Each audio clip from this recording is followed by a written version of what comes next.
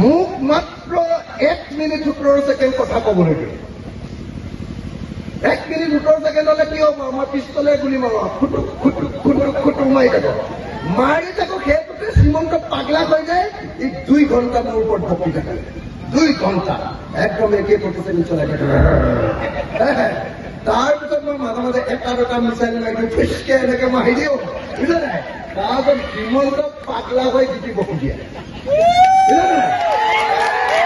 দেখিছেনে আপোনালোকে? দেখিছেনে নাই? বিধানসভাত হিমন্ত বিশ্ব শৰ্মাক সন্মুখত ৰাখি কেনেকে ধুনি পেলাও দেখিছেনে নাই? দেখিছেনে নাই? দেখিছেনে নাই? হিমন্ত বিশ্ব শৰ্মাই মই থাকিলে মানে তাৰ কলিজাখন এনেকুৱা এনেকুৱা কৰি থাকে। দেখিছেনে নাই?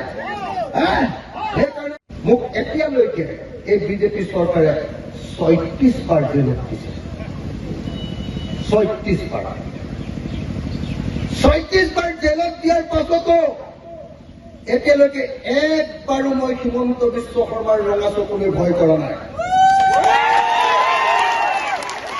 মই হিমন্ত বিশ্ব শৰ্মাক বিধানসভাত ৰঙা চকু দেখুৱাই সদায় কওঁ যে হিমন্ত বিশ্ব শৰ্মা আপোনাৰ নিচিনা 2 নম্বৰী মানুহ অসমত কেতিয়াও জন্ম হোৱা নাই।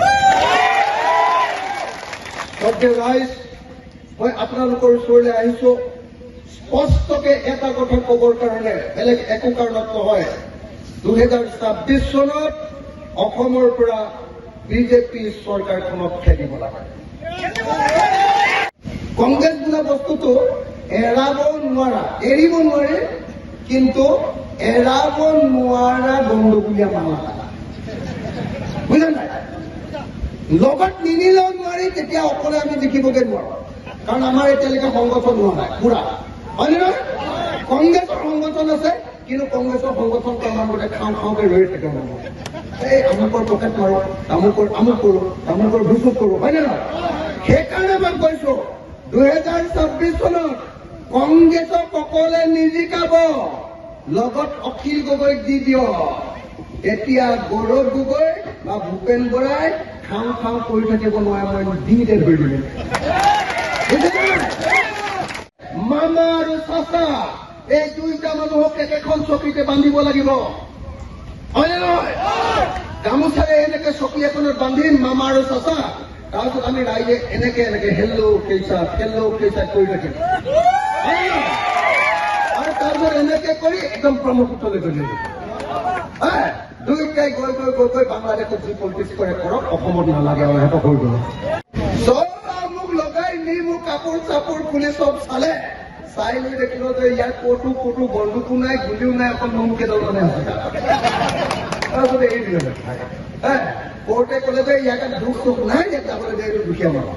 এনেকে যে চৰকাৰ যেতিয়া আমি গঠন কৰি মোক 36 বাৰ যেতিয়া জেল দিছে, হিমন্ত বিশ্ব শৰ্মাক মই 360 বাৰ জেল দিম। 360 বাৰ জেল দিম মই, 360 বাৰ। হিমন্ত বিশ্ব নাৰী নক্ষত্ৰ মই জানো ক'ত 2 নম্বৰী আছে। মোৰ সমান জনা মানুহ কোনো নাই। মই খান্দি চব বনাই 10টা ফাইল বনাই 10টা তাক থৈ দিছো, হিমন্তই ক'ত 2 নম্বৰ কৰি দিছো।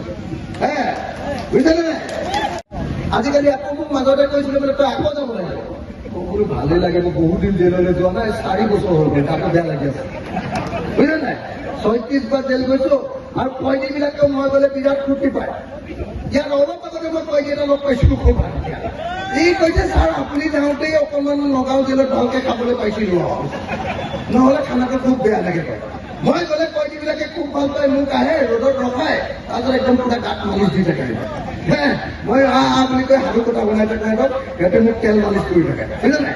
আৰু ভাত চাত আদি কানি খুৱাই থাকে, মই একো কষ্ট চষ্ট নহয়, মই এজনী ফূৰ্তিহে থাকো, আৰু খুব ভলীবল খেলো এজনী, বুজিলে নাই?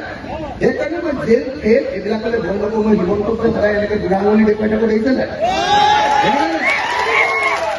মই কওঁ হিমন্তক, মই কওঁ তোমাৰ নিচিনা 1000টা জন্ম হ'লেও অখিল গগৈৰ লগত কাম নাই, এনেকে কাম নাই, তুমি কৰিব নোৱাৰা।